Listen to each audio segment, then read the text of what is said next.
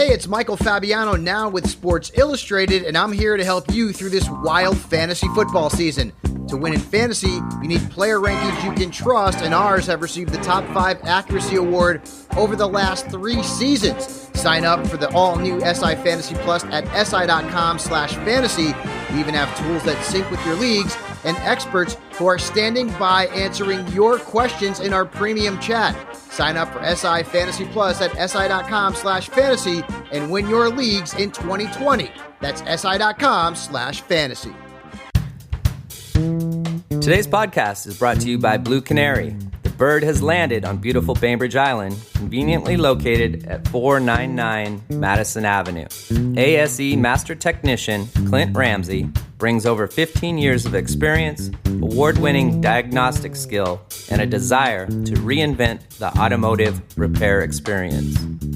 Schedule an appointment online at bluecanary.biz or call them today at 206-451-4220.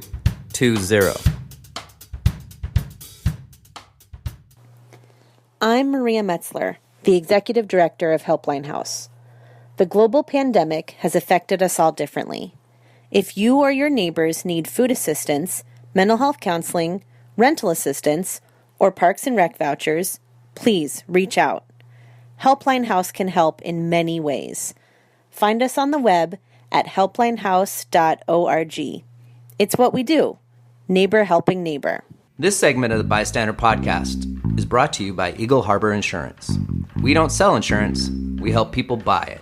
This has always been their motto and continues. They understand every family has different insurance needs, be it coverage or premiums. No 2 cases are the same, and they will always do their best to guide you into the proper coverage to fit your budget. They are here to help anytime. Give them a call at 206-842-7410 or contact them online at eagleharborinsurance.com.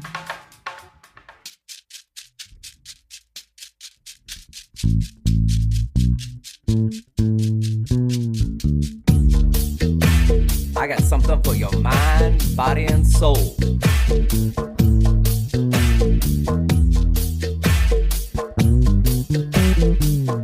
I got something for your mind, body, and soul.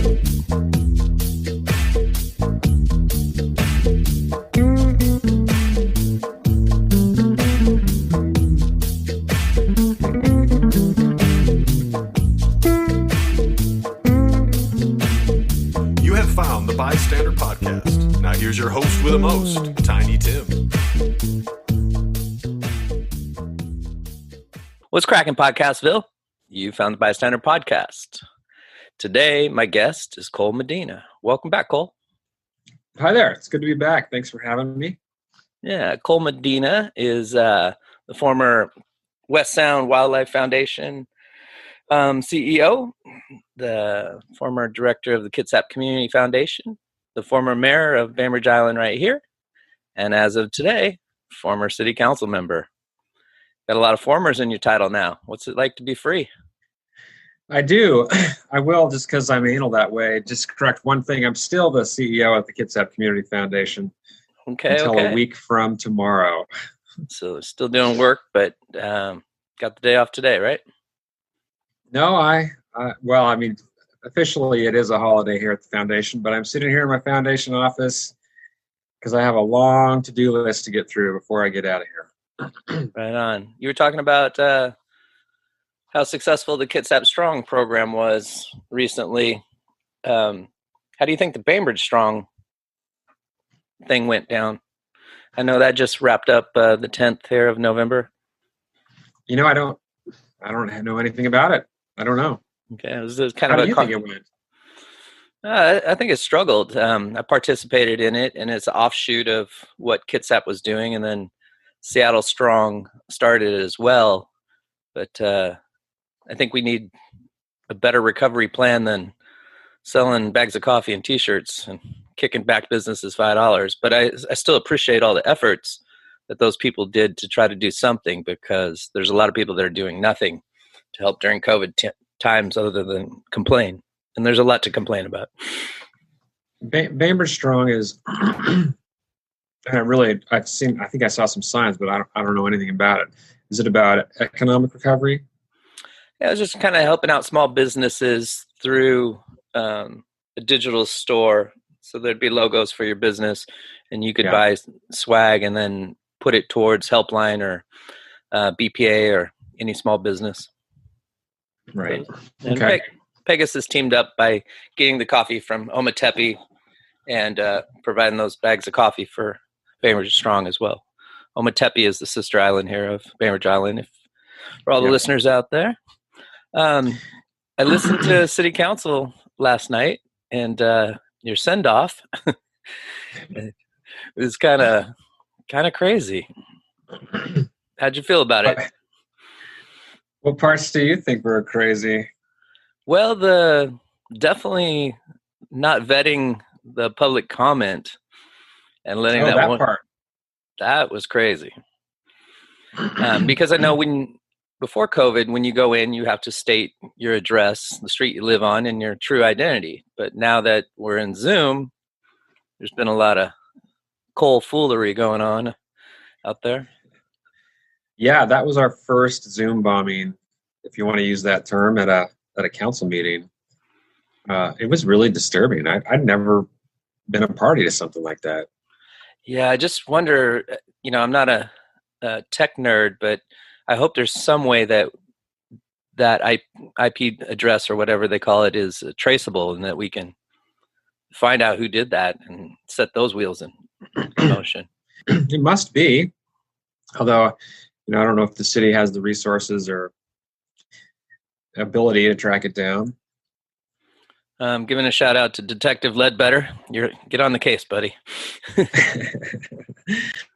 I know he listens to the show, so hopefully he can get out there. But, it looked like the mayor tried to set up a roast for you, and it was more of a appreciation session, and some great things were said.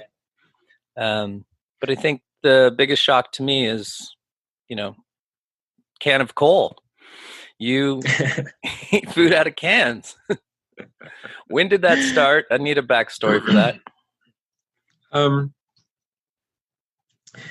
Well, I've done a lot of backpacking in my life. Yeah. Not that you take cans of food with you backpacking, but when you're out backpacking, what you're eating is not the highest quality food in the world usually. So, I've never really had high standards for what I eat. I am a vegetarian. So other than not eating meat, I don't have really high standards. And so I had this routine before council meetings when we were still meeting in person. Those meetings are at 6:00. And I'd have to have dinner beforehand, right? So what am I going to do?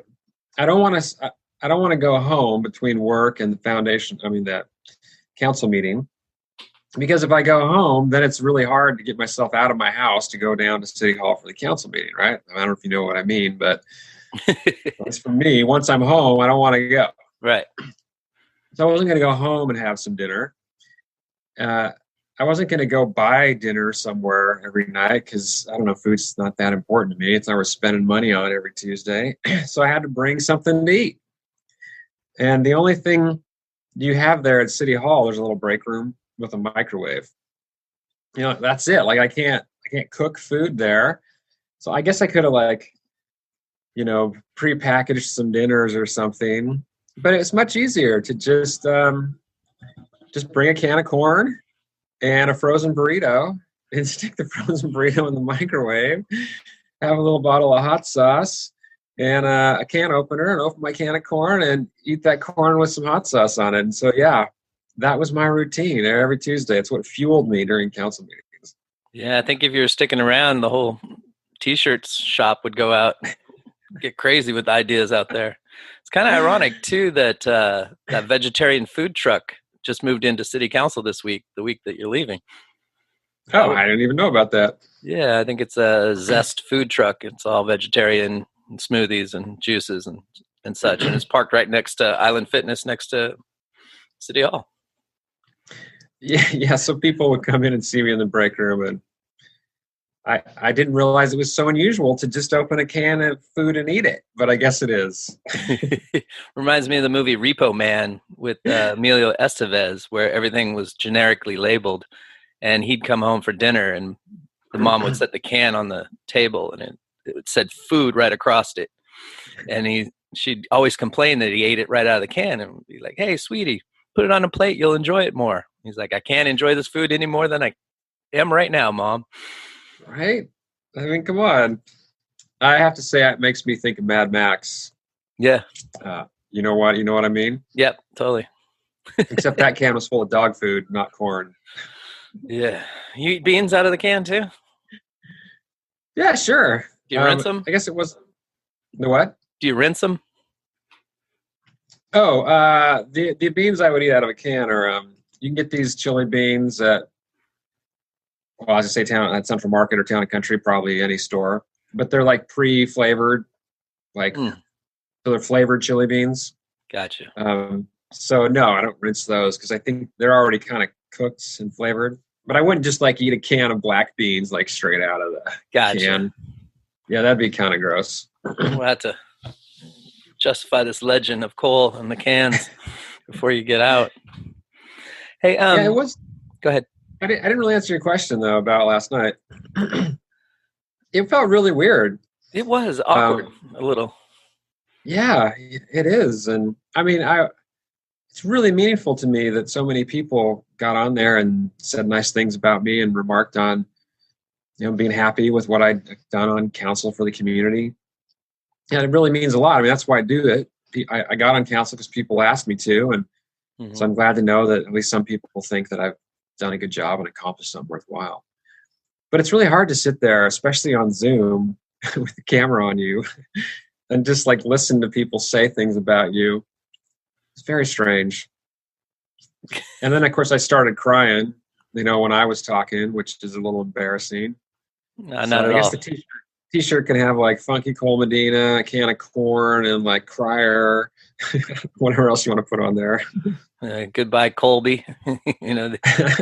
That's been one for a while instead of the city of Bainbridge Island, Kobe. When you were the mayor, they called it Colby.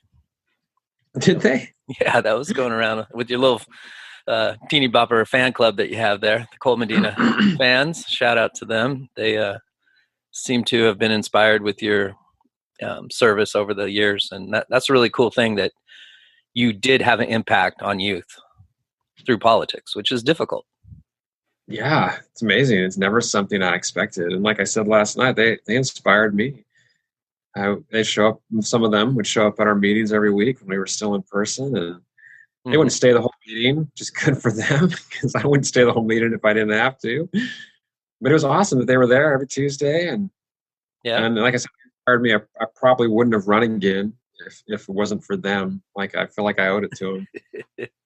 Yeah, and you got a little emotional feeling like you're letting those people down, that you just got reelected and now you're moving out. But I mean, the time's right when the time's right, and there's no shame in that. Yeah, I appreciate you saying that. I mean, I do feel a little shame in it. People put their trust in me when they went and checked my name on the ballot.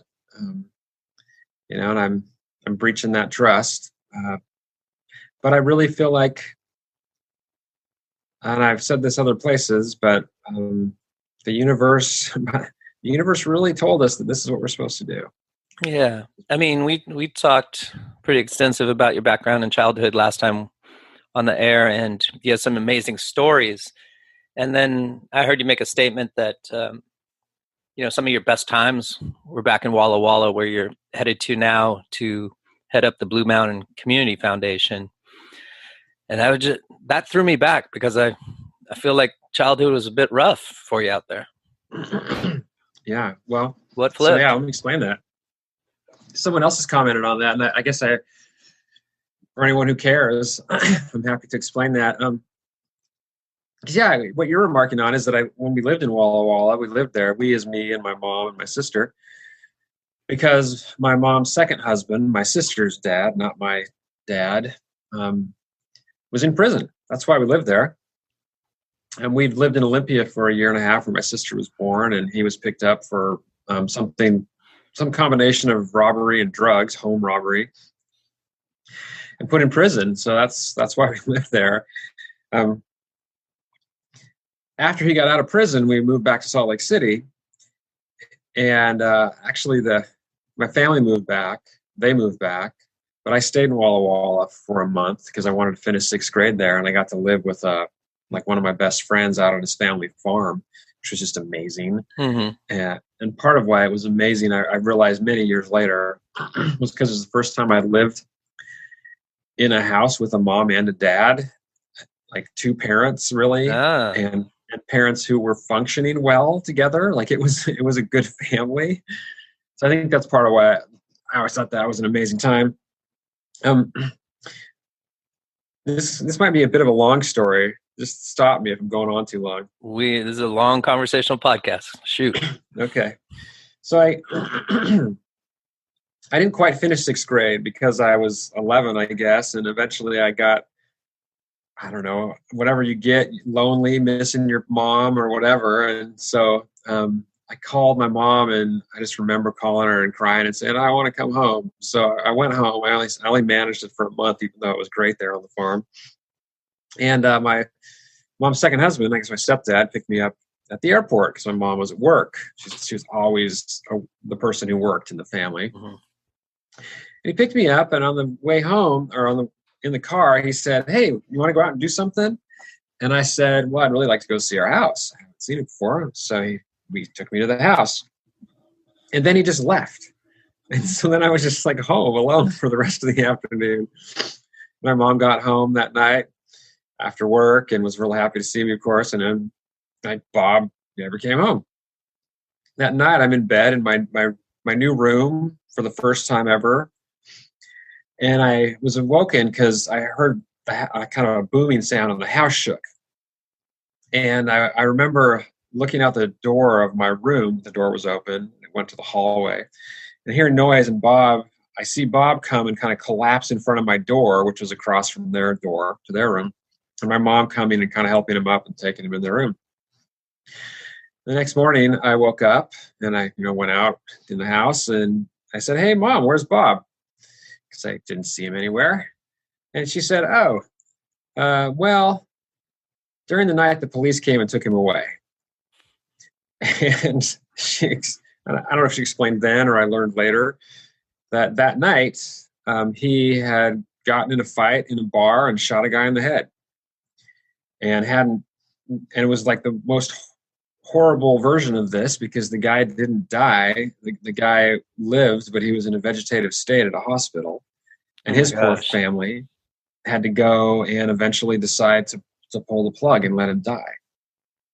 And so we went through the process of him being charged and put back in prison, this time in Salt Lake City, where he'd been many times before. And then my mom finally divorced him. And then she had a succession of other boyfriends who weren't good. And then she got married again to another guy who was an alcoholic and never kept a job and was eventually violent with her. But he lived in the house. So I'm finally getting around to the point. So the other guy she married lived with us. He wasn't in prison. Bob, for those 6 years I lived in Walla Walla, was in prison. He wasn't in the house. He wasn't in my life. That's why it was the best part of my childhood. I mean, that's part of why. That's one of the reasons why. Part of it's just because Walla Walla is a cool place to be a kid. It's just a cool town. But it's because I got to be there with just my mom and without any loser dads in the house, like messing everything up and making my life horrible. So that's kind of a long explanation, but I don't know if that kind of ties it together for you and explains it. Yeah, I didn't know about the vegetated state. I remember the story about him shooting the guy in the head at the bar. Wow, man. And heading back to that, I hope no poor memories creep across your chest there and bring back poor memories. Well, I'll tell you another story if you're up for it. Yeah, for sure. So when I found out about the job opening there, I really never thought I was going to be leaving here. I love this job. I'm looking around my office, looking out the window at this view we have from the office. I really love this job. I love Kitsap Community Foundation. I've said many times there's no other job I'd rather have in this community. So I really never thought we'd be leaving. But in June, I saw that Carrie, the CEO of Blue Mountain Community Foundation, was retiring. And so my wife and I spent some weeks talking about that and thinking about it and weighing the pros and cons, and eventually decided it's probably not something we'd end up doing, but I might as well just throw my name in the hat and see what happens. So I did that in July, and I thought I'd start driving down that road, and there'd be a bunch of off ramps, and I would get off on one of those off ramps. There'd be some red light, some red flag or whatever that said, this just really isn't a good fit for me, and I'd just get off the road. And there's nothing but green lights in front of you, right? That's right. And here's one of the green lights. In August, we were supposed to fly to Colorado in July for a vacation. We purchased their tickets back in December. But we decided, I think in May, that we weren't going to fly because of COVID. So we would just drive. We'd just drive to Colorado. Mm-hmm.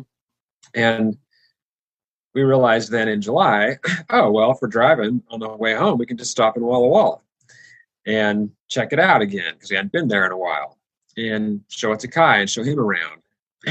So we did. And I met with Carrie, the CEO there who was retiring, out on Main Street in Walla Walla that had been shut down, and tables were out there so people could be socially distanced. And we had coffee. I had an Italian soda because I don't drink coffee. And she brought her husband, Jim. Jim and she are both remarried, and he was retired, and they'd been married a couple years. And so we were just chit-chatting, and I said something like, hey, Jim, what did you do with your life? And he explained that he worked, among other things, at the Walla Walla Community College for a number of years, including the years I lived there.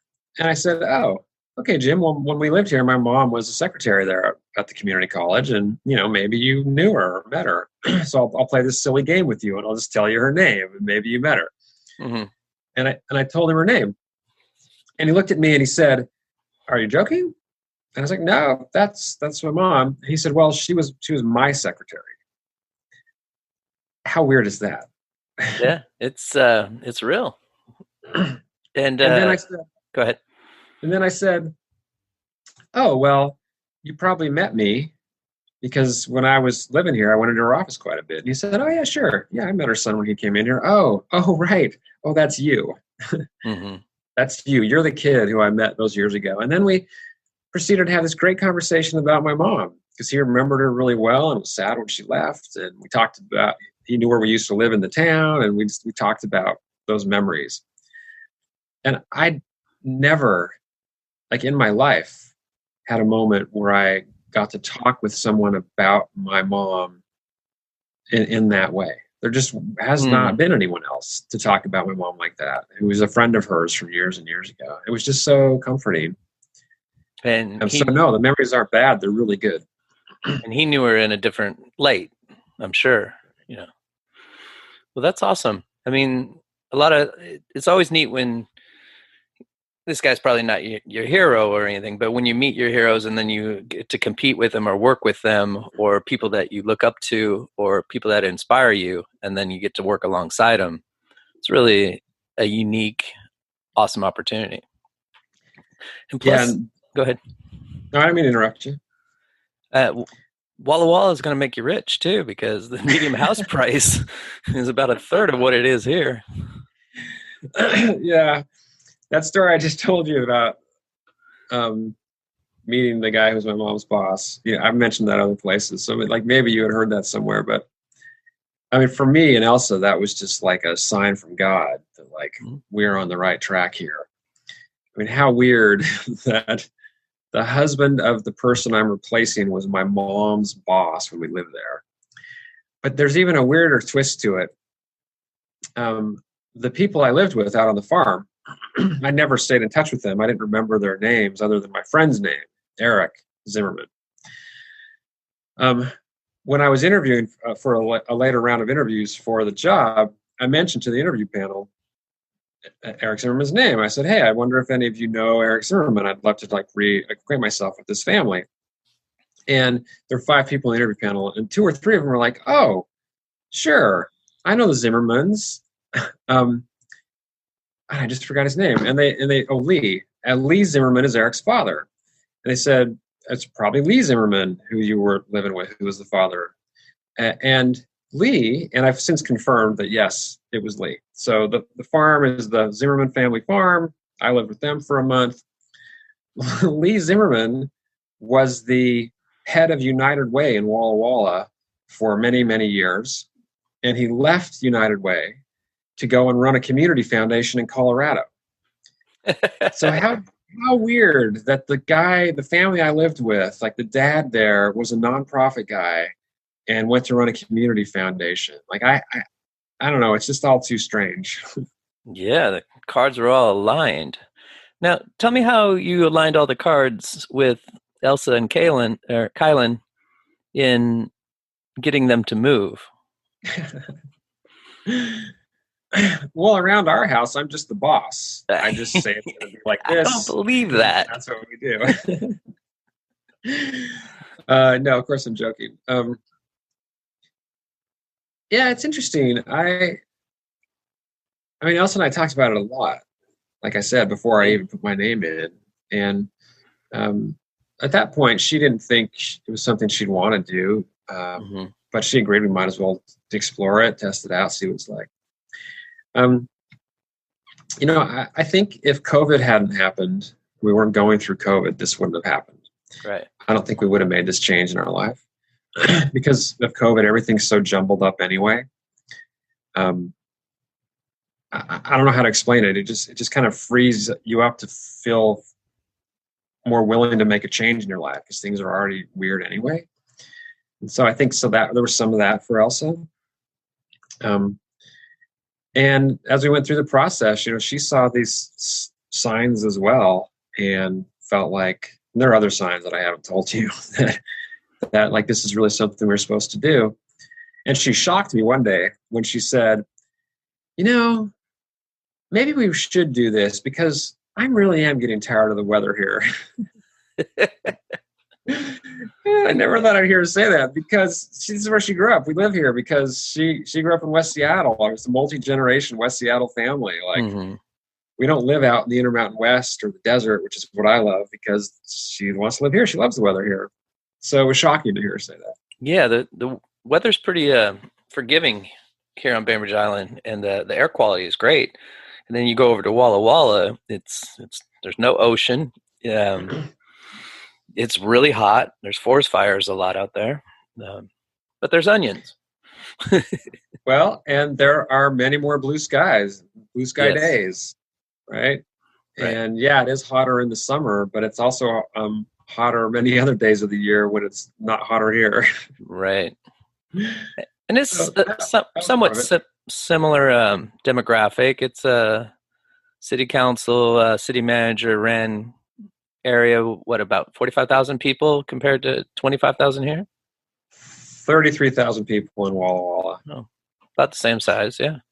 Yeah, not much bigger. Although it's the demographic is really different in many ways, though. That sounds like you've looked into.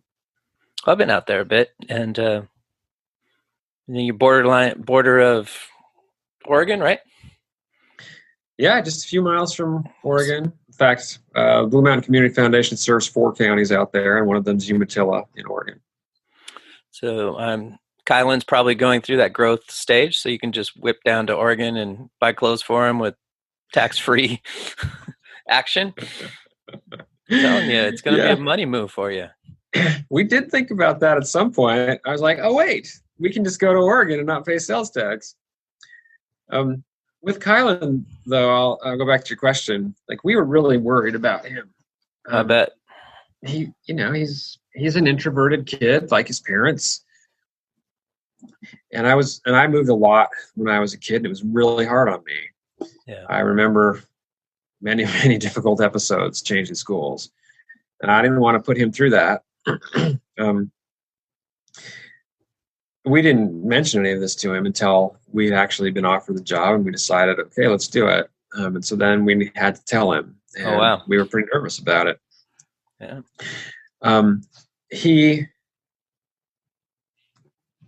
we told him, and he didn't get upset at all. Wow. The first thing he said was, "Oh, do we have a house yet? Can I see it?" And then he said, "Can we bring the dogs and cats?" And that was it. The answers to all those questions were yes, and then he was fine. And again, I think it goes back to COVID. He hasn't been in school for 6 months anyway. Oh, yeah, a little separation. Right? He hasn't been seeing his friends anyway. So he's just going to move from seeing some kids on a screen in school here to seeing some kids on a screen in school there. So it's not a big deal. So like, that's part of what I mean when I say COVID made this possible. All right. Hey, I'm excited for you, first and foremost. I appreciate the job that you've done in a lot of different capacities. I appreciate the time you've taken to speak with me. I appreciate the inspiration you've given others. You've made a positive impact for a lot of people on this island, and just want to say thank you from the bottom of my heart. But let's get into some dirty stuff too. Yeah, sure. That's what politics are about. And hopefully we can talk a little freely with no repercussions for you here. So I get a lot of concerned voices about land and restrictions around the island and some of the things that you've done over the time that you've been in office. So maybe you can explain some of your thinking on a couple of these. So first thing that comes to mind is the critical area ordinance. Dennis Reynolds was an attorney that was suing the city council over this critical area ordinance, anti-development type movement. Since then, he's passed away, and it's kind of gone away as well. There's a lot of groups that... well, just to say, he wasn't suing. I mean, he was the attorney representing the lawsuit. But, I mean, I think it was the Kitsap Realtors Association. Correct. Some other organizations. Yeah, and I think there was a Seattle group that was trying to jump in on that as well. But a lot of complaints came about that critical area. What do we call that? A law amendment?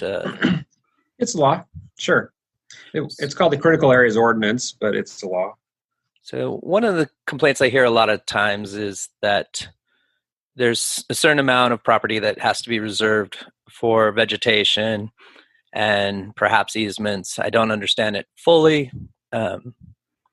but there's a taxation on 100% of your property, yet you can't develop 100% of your property. So that seemed to rub a lot of landowners the wrong way. And then the cutting of trees and what type of trees would have to be replanted. And it's kind of ironic that it's kind of like the non-maskers, you know, you're telling me what to do, you know, you're taking away some right of mine. And it's a little bit different because it's land, but a lot of people pointed to the aquifer science being incorrect in that law being written. Looking back at it now, do you think it's fair or it needs revisions? Was it the right thing to do? Is it still the right thing to do? Okay, there's a lot in what you just said, so I don't know. Sorry for not being concise. I'm a rookie. Yeah, I don't know if I'll remember to hit all the points, but if I miss something, you know, just come bring me back to it. So yes, some people, I would say a few people, raised objections to the critical areas ordinance changes that we made. A lot of people expressed strong support for them as well. And that's often left out of the equation in these discussions.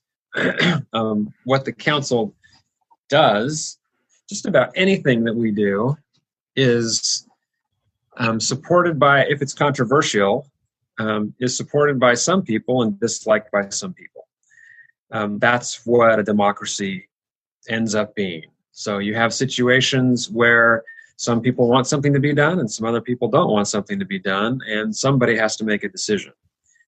And in the case of the critical areas ordinance, that somebody is the city council. So I often hear this presented, not just this issue, but other issues, as if it's just the city council imposing its will on these poor people who don't like it. Right. That's just not true. There are lots of people who want the city council to do that thing. So the city council is a tool, right? And all the people voted you guys into council. And if they wanted to do it differently, They could also run. They could have voted me out, right? I mean, Yep. I voted to approve that critical areas ordinance, and I won re-election, right? So I just like, we kind of forget that in our community, and I don't just mean on the local level. I mean on the national level. Like we so often and I think it's kind of a dysfunction of our community. Like people on one side of an issue like to just blame the politicians, but really, I mean, the thing that's going on that they're not happy with is something their neighbors want. Right? I mean, there's people in the community who want the thing. That's why it's happening. And if you don't want that thing, then you should talk to your neighbors and your friends and explain to them why you don't want the thing and see if you can change their mind. So anyway, I just want to start with that. The critical areas ordinance is so the big controversial part of it was we enacted what was already available under state law but hadn't been put into our critical areas ordinance. And that was an aquifer recharge protection area, ARPA, ARPA, Aquifer Recharge Protection Area. And we did that because there are a lot of people on this island. Well, I say this, but I'm not sitting on it now. So on the island, who are very concerned about the groundwater on the island and water quality on the island. And study was done. A number of groundwater studies have been done on the island not over the last few years, but over the 10 years preceding when we made the ARPA. And one of those studies, kind of the fullest study, found that, hey, we're not going to run out of groundwater. We shouldn't worry about running out of groundwater under foreseeable modeling, reasonable modeling. But we don't know what's going to happen with climate change. We do know, or we suspect, all the modeling shows it's going to be drier summers and water coming in bigger bursts, big storms, which cause more of the water to just run off the land rather than run in the land or go into the ground. And our model shows that, I don't remember the exact number. I haven't thought about this in like 2 years, but our model shows that if it's 20 years from now, whatever they were modeling, let's say it was 20 years from now, that if we continue the way we are going, that our stream flows will be 40% less on the island. So 40% lower stream flows on the island. And connected to stream flows are wetlands. So if the stream flow's gone down 40%, then I'm just speaking very generally, of course it's more complicated than this, but you can expect that wetlands are going to decrease as well. So a lot of people are very worried about that. And I'm one of them. I think as an island, we have to think really long-term about our water source, and we have to do whatever we can to protect that. So the critical areas ordinance provided a way to do it, because it has under state law the ability to create an aquifer recharge protection area. So we decided to do that. And it's kind of novel. There's no other city in the state that's done it, or at least done it like we've done it. But we're different because we're an island. Other cities don't have this sole source aquifer where they get all their water from an aquifer. The basic way it works is that it says across the less dense zones on the island, which are the R0.4, the R1, and the R2 zones. So those are zones where you have 2.5 acre lots or 1 acre lots or half acre lots. It restricts how much of that lot you can basically clear cut and develop into something. And that's about 90% of the island. So that's most of the island that is covered by that. I understand why some people don't like it. I have a 2.5 acre lot. I mean, the ARPA applies to my lot as much as it applies to anyone else's lot. And what it basically says is, hey, if you're on a 2.5 acre lot, and these percentages go down a little bit as the lots get smaller. If you're on a 2.5 acre lot, when it comes time for you to redevelop your lot or build a new house on it, or if it's undeveloped now and you want to develop it, you have to keep 70% of your lot in native vegetation. Basically, you just can't go in and clear cut it and park it out with lawn or something. You need to keep it in native vegetation. I understand why for some people that they really don't like that. I get it. But the reason to do that is because we know that the recharge we get right now from native vegetation is what it is. We also know that, so to put that differently, when you got a forest and the rain falls on the forest, that rain all goes down into the forest and is much less likely to just run off in creeks and roadways and ditches and out into the sound. As opposed to if you just clear cut the forest and you make it dirt or concrete or something else, or grass even, the water is more likely to run off. Some people, I mean, that basic science is true. Is it also true that keeping trees on the property results in some of that water being used by the trees? Yes, absolutely. If the single best way to make sure that we get as much recharge, as much rain as possible into the ground would be to cut down all the plants on all the property, turn it all into concrete, and line each piece of property with a big ditch that goes into a hole in the ground so that all the rain is caught on the concrete and the ditch and put into a hole in the ground and goes into the ground. That's a little extreme, yeah. Yeah, but I mean, if like that would be the way to make sure you capture all the water, right? So we on council had to pick something between those extremes.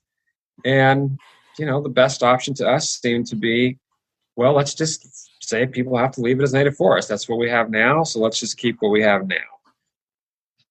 And so I think that touches on a number of your points. I don't know that I really... Yeah, it also brought up a bunch more in my head, too. Okay. Forest management, water runoff, clear cut, and the taxation around all this. First, a lot of people seem to complain about the water runoff just going into the ocean without collecting or reprocessing it on the island. How big of an issue or management struggle is the water runoff on the island? I don't have a quantitative answer to that question. I wish we would have had that data in front of us when we were working on the CAO. Okay. I think there was a struggle when the critical area ordinance came out in this happening for landowners, but we saw a lot of construction during that time, even though the intent was to curb construction. The D.H. Horton out on the north end came in, the McMansions down by Rotary Park came in, and they were just oversized houses that didn't fit the area, and yet people were struggling with their own land issues. Can I add something to that? Those two big clear cuts, has there been? When was the last big clear cut around here? Well, let me just add something to what you just said too, though. So those examples you just gave, I don't think they're covered by the ARPA, because I think those are in zones that are denser zones. So they're not half acre or 1 acre, 2.5 acre lots. See, that explains it. So like the ARPA only applies to those lots, right? It doesn't apply to stuff in town. It also didn't apply to anything that already had permits before we passed the law. If something already had permits, it gets to proceed with its permits. Something people don't know is, so I use that extreme example of saying the way to get the most water in the ground is just to cement everything and drive all the water into a hole. Well, in fact, that is what the law requires basically for new development in town. There's a term for it that is just, I haven't thought about it in a couple of years. Yeah, but if you're developing in Winslow or some of the parts of the neighborhood service centers like Linwood Center and stuff, you have to take all your stormwater and literally run it into different types of containment systems that stop it from running off your property so that it goes into the ground. And these things can be super expensive. So when the Visconsi property was developed, you know what I'm talking about? Yeah, off Cave Road and 305 there. Yeah, it's not Cave, Highway, High School Road and 305. So where the Walgreens is now. Yeah, okay, the Mason is back there. So, I mean, this is a number of years ago. That was just forest, right? And this company came in, they bought it, they basically clear cut it, and you might have noticed that they clear cut it and did all this grading, and then it took a long time for them to install these big, huge cylinders, like, I don't know, 10 or 15 feet tall, huge metal tubes sitting on the property. Yeah. That they buried in the ground. And the reason why they had to do this is because of the stormwater requirements for building something in the dense parts of town. Those are stormwater vaults. So on that property, all the stormwater that falls gets captured because it's fallen on concrete and goes into the stormwater system and goes into these huge vaults. So it's collected underground under the parking lots and then slowly seeps out into the ground. Very cool. So like the stormwater thing's not new, right? I mean, it was already a requirement, a really expensive requirement for developments that are dense in town. This was adding a less expensive requirement out across the rest of the island. The requirement was to just keep your native vegetation. But I do want to say one other thing about it. For me, it was not an anti-development ordinance at all. It was really about keeping groundwater in the ground. That's really what it's about for me. It doesn't stop anyone from developing their property. In some situations, will it make it harder for someone to develop their property and maybe not allow them to develop it in exactly the way they wanted? Well, yeah, that wasn't the intent for me, but I understand why people might see it that way. All right, we're going to have to abbreviate these 7 pages of questions I have and get you out of here on time. Thank you for that explanation. I appreciate it. Ethics board, I guess before we jump in, then we'll finish that up in a minute. Let's get to the city manager real quick. She was the assistant city manager under Doug Schultz for 10 years, maybe? Is that correct? Ish? We don't fact check, so. It was a full 10 or if it was 8, but something like that. And then she became the interim city manager, correct? She was interim before Doug was hired, actually. There was some city manager turnover in there. She was interim in there, and then Doug was hired. And anyway, then after Doug left, she didn't become interim. We just hired her as a city manager. Oh, I thought there was like a 90-day period or whatever, and then you guys gave her a bonus for doing good work and then hired her full time. Yeah, I mean, I don't remember if it was 90 days, but that period is correct. But she wasn't called interim in that period. She was just called the city manager. And that at that point when she got that bonus, that was a sign of trust in the job that she's done, correct? Yeah, I think that's a fair way to put it. So I was kind of surprised recently when all of a sudden there was a cry for a national search to replace her. How did that come about? I have to be careful on how I talk about it because some of this stuff is, personal executive session stuff that conversations we've had with her. But I think I can say this. Hopefully I can because I'm about to say it. From the beginning, and it's in her contract. So yeah, I mean, yes, it's public. She had only agreed to stay in the city manager position for a certain length of time. And I mean, she told us what she wanted that length of time to be in her original contract. Okay. And I don't remember now what it was exactly, 2.5 years or something. So she set that time, and her intention, as she had always explained it to us, was that she only wanted to be in the job for so long, and then she was ready to move on because she would have been at the city for 10 years or more by that point, and she'd be ready for a new thing in her life. I was really sad. I wish she had stayed. But in order for her to stay, we couldn't keep in a situation where it's like, well, this city manager will be here for another 6 months and then we'll see, or maybe another year and then we'll see. We need to have someone who will be the city manager for a while, so there's stability, right? She didn't want to sign on for a long time, so she decided to go. I feel like I've been paying attention for a long portion of my life here, and it just never seemed to come out that way from Kobe, I guess, in saying that we're doing this for these reasons. So it seemed like somebody was trying to remove her from a public perspective a bit. I can see how there'd be, different ways to perceive it, and I'm sure there's some misinformation out there about it. Really? Misinformation? Something in the past. Yeah, but yeah, I mean, there's Okay. a lot about it we can't say. Well, you right? explained enough to me that, she chose to move on. She offered to stay longer, and you guys are or not you personally, but council is in the situation where they're looking to replace her. The ethics. I do want to say, just for the record, though, for whatever it's worth, I am very happy with her, and I think she's done a great job.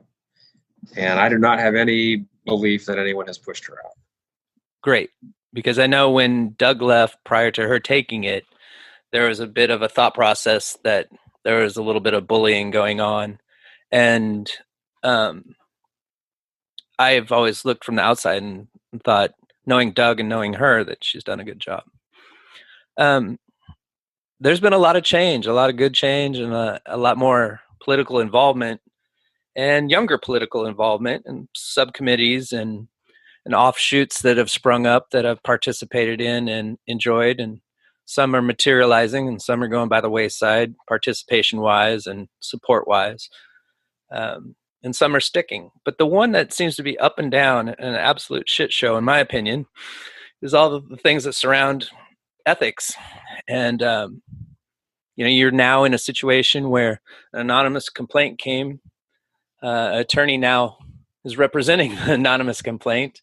There's discussion whether somebody should be able to bring an ethical charge against a government official anonymously. And then there's the fear of retaliation and such. But I mean, if you feel that strongly, you should be able to stand up for yourself and speak out loud. And then, not my favorite guy, Ronnie Woodchips. I hadn't heard that one. No, I said it at an open discussion at council. Okay. Yeah, he had 4 ethics charges against him. Rasham had a few. Then there was the dissolve of the ethics committee and then the rebirth of it. And now Ron has turned around and slapped one on you. Yeah. I feel like he has a little crazy Ron's army or something going on underlining city council. And I don't need you to say yes or no about this, but I know he seems to butt heads in a lot of different ways. And from a public perspective, my public perspective, it seems like it's a lot about him and not about what he can do for the people. He's not serving my interest in saying, hey, let's change Father's Day to I Didn't Procreate Day, and having these, kind of controversial petty ethics charges, and him coming in after he's been out of city council and still trying to affect city council, which is his right as a citizen, and I respect that. But can you tell me a little bit about this current situation? I know. Sure. Why do you think he's going after you right now? So I'm not on council anymore. So I'm not speaking as a council member. I'm speaking as just me, as Kol Medina. So Ron can't bring some more ethics charges against me if I speak as myself about what I think is going on. And unfortunately, I'm going to have to make it kind of short because I'm running out of time. But Ron filed that ethics complaint against me, and I think it's pretty odd that he didn't do it while he was on council. He decided to wait and do it later once he was off of council. Because, if he felt that I had violated executive session, he was on council for 8 months. He had plenty of time to bring it up to the council and see if the council agreed and ask them to do something about it. But he didn't, for whatever reason. My response to that complaint is, it's at the city. I mean, it's public document. Anyone can see it. And my response says quite clearly that it's simply wrong. It's just factually wrong. I did not say something publicly that I learned in executive session. So there's that. I don't put a lot of stock in that one. But I will say that my impression, as a human being, is that Ron is someone who holds grudges. And you think?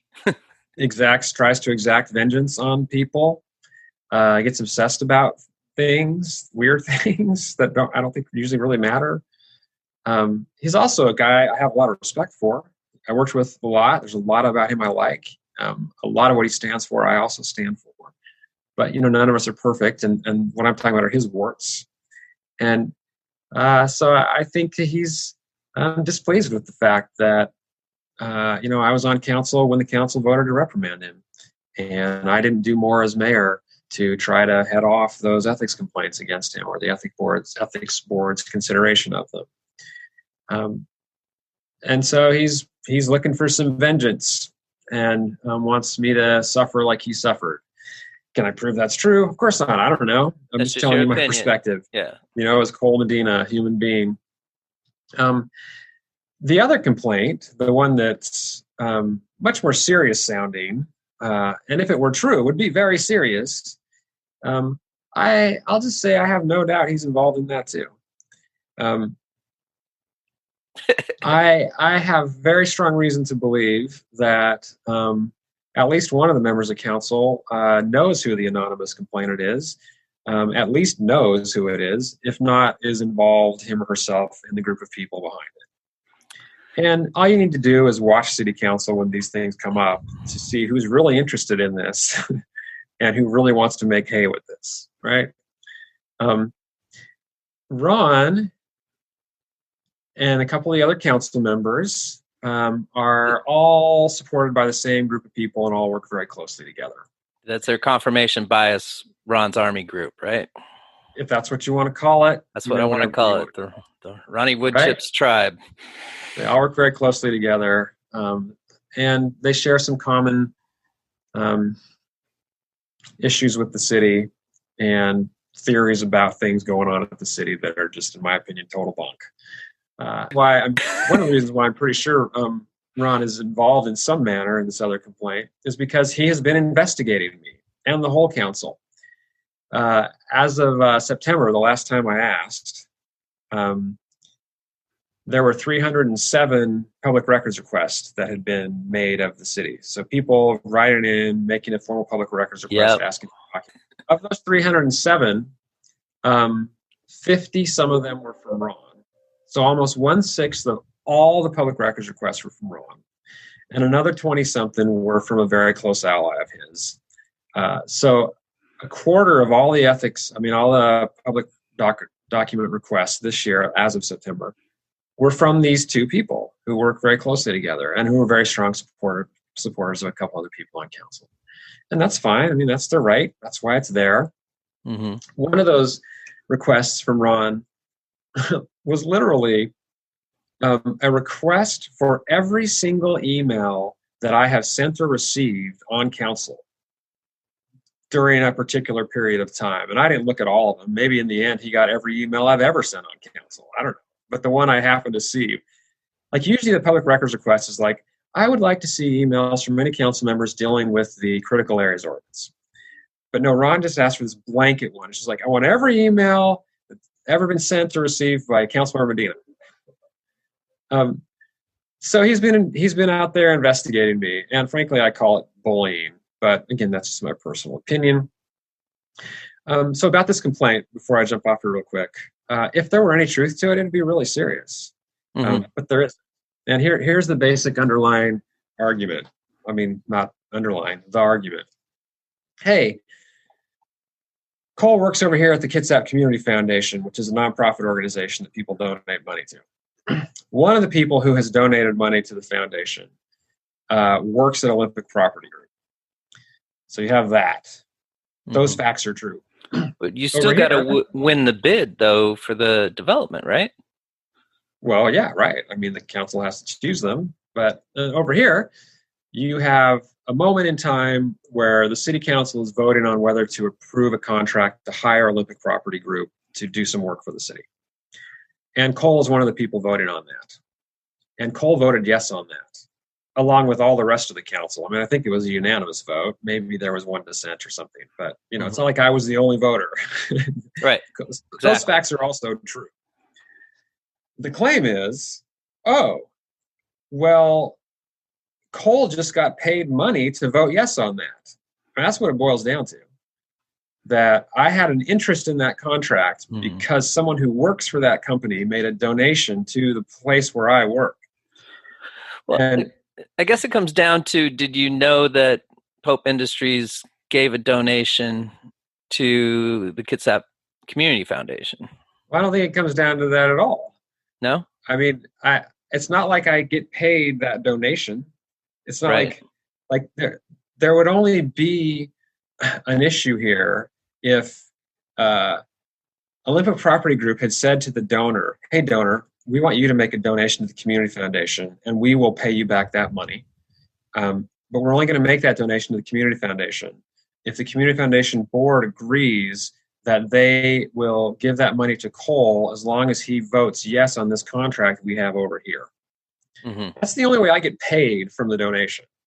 The only way I get is if there's this line of corruption where the donor, the organization, my board of directors, and me all agree that if they make this donation, I'm going to get paid something extra and I'm going to vote a certain way on council. That's the only way there is a conflict of interest here, an actual. Well, what about if you know about the donation abstaining from the vote? It still would have passed, right? Yeah, it's kind of a mute point. I mean, I could have abstained from the vote, but I'm under no obligation to, because under the law, this is not a conflict of interest. I have no interest in the contract. Like, I only have an interest in that contract. Like, if someone is paying me money to approve the contract, yeah, sure. I mean, in retrospect, maybe I should have just recused myself from the vote. But that's retrospective. Well, and I'm not under any obligation to do that. Like, there is no here. Like, I have never once had a donor to the Community Foundation say to me anything that even implied they were donating because of something I was doing on council. Right. In fact, it's quite the opposite. And people donate to the Community Foundation because they like what the Community Foundation is doing and they're supporting the work in the community. And just a couple more things because I'm late now, but you got me started. I got two questions I got to squeak out here too. So, well, just to point this out to people, the Community Foundation takes in millions of dollars a year from thousands of donors. Mm-hmm. Like, does anyone really think I'm going to compromise my morals and become a dishonorable person and involve myself in corruption because one person out of thousands donated a very small amount of money out of the millions that comes into the Community Foundation? Yeah, and it's not the reason you're leaving town either, so get that idea out of your head, people, too. No, anyway. Two quick questions, and I hope this doesn't tie you up too much, but what are your thoughts on Olivegate and Michael Pollock's open letter situation? I know that he seemed to be really disruptive in playing both sides of the race card, I thought, in white fragility and then systematic racism going through the government here on Bainbridge Island. And I just was so offended by that when that happened. And then Rasham and the phone dropping in an olive jar. It seemed like both those situations are semi-controversial. I believe, Rasham, that's what happened. I don't see. I'll just leave it at that. I believe that's what happened. And about Michael, Councilmember Pollock, that's a really long story. And I'm not going to jump into that one right now. I got you. Well, Blue Mountain Community Foundation, you're getting a winner in your new hire in Kol Medina. Kol Medina, appreciate your time. Thank you. And I'm sorry to go. All right. Well, I'll stay in touch, and I'll look forward to talking to you again. Thanks. Happy holidays. Bye, you too. Take care. Hey, Podcastville. Want your spoken word to be heard? We are currently seeking submissions for spoken word and poetry. Send your recorded words to tinytim@thebystanderpodcast.com.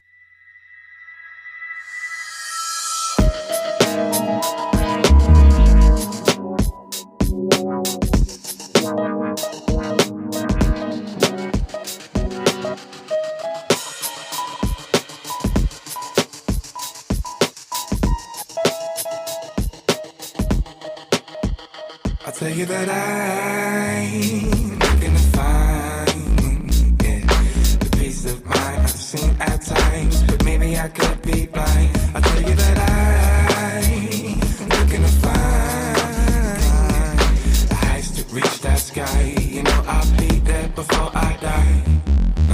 Running and moving, I can see that my motion is making me sweat and search for such potion. I'm hoping thoughts, I'm quoting open doors. For sure, for frequently, he be the beat of fleetingest sector. For the sweetest nectar, search for all the mine and hectares. And all that I find, leaving me blind, believing me I'm the same. Whether you hold excited, as bold, but those hope ride away for soul to shine. Oh dear, my fears are magnified and cold beside with my peers. Although it appears the cold world would die, but I'm on inside and scope would die. Indeed, that be third, leaving the birds seeming like worm, nothing steeper than the steep I perch. Demons flee when they see the rebirth. At times it seems they won't recline until they see we leave earth. Indeed, why I work, the reason I search the deepest of earth. Relics tell us there's no reason to curse, but still at times I wonder why I be on the earth and take a seat, steam on the bird. God, I wonder why, 'cause I'm looking to find, yeah, the peace of mind I've seen at times, but maybe I could be blind. I tell you that I'm looking to find and climb the heights to reach that sky. You know I'll be there before I die.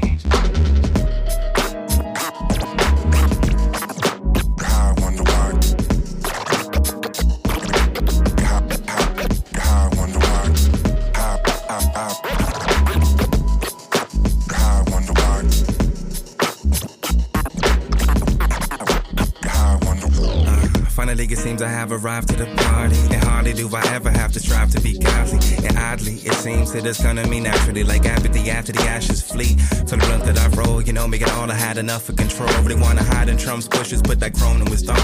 That'll contradict every one of my previous notes. By the way, the weed I just smoke, I'm like E.T. Dreamies, we be eating a phone or a new home to roam, I suppose. My clothes are fitting, though they're ripping from my soul who just grows. My toes are shown, they've grown to meet the sacred land. Place of feet, I watch the falling sand, turn a glass in which my eye will learn to look through. And as I left, my class won't last, a storm will push through. Many hands and eyes my soul has looked through. So many old books I've looked through, just to say that ego shook you. Look, you are fine, and I'm really here just to tell you that I'm looking to find, yeah, the peace of mind I've seen at times, but maybe I could be blind. I tell you that I'm looking to find and climb the heights to reach that sky. You know I'll be there before I die.